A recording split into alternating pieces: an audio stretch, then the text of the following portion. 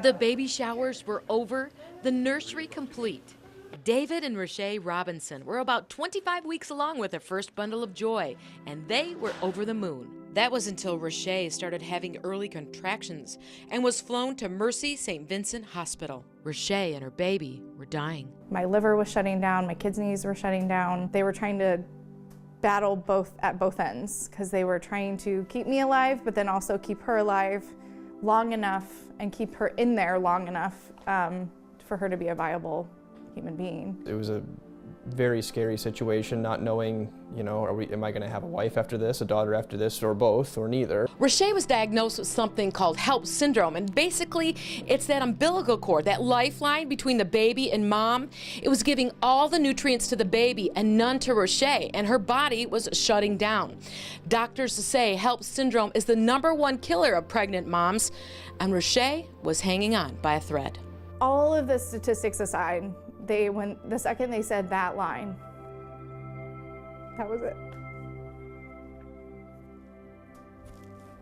Essentially, one of us was gonna win.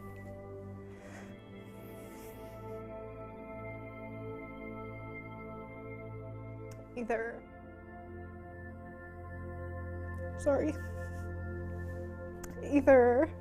she was gonna die or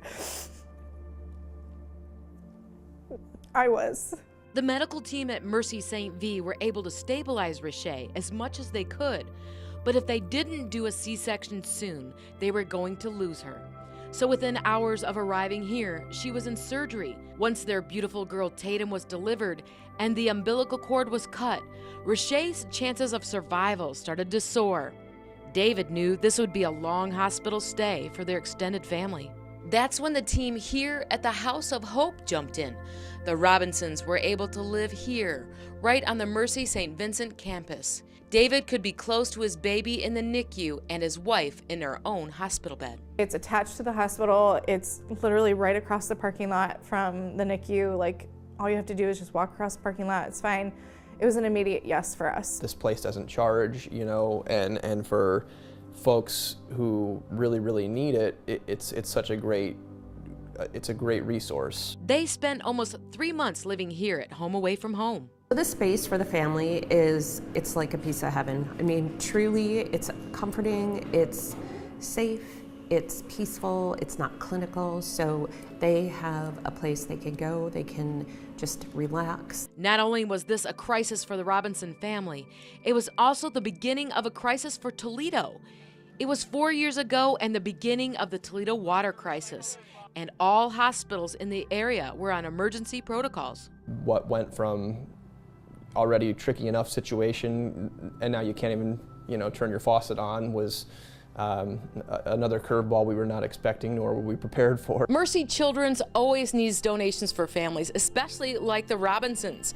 Not only were they here during their pregnancy crisis, they were here during the Toledo water crisis, and the nurses couldn't use the tap water to sterilize the baby's bottles.